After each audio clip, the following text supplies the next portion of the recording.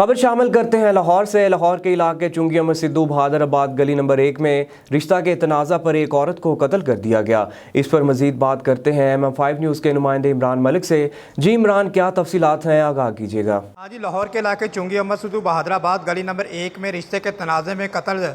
ज़राए के मुताबिक कत्ल होने वाली किन्स फातिमा तलाक होने के बाद इसका खामन इसको दोबारा शादी करने की ख्वाहिश रखता था, जबकि जिसकी वजह से अक्सर घर में लड़ाई झगड़ा होता रहता था।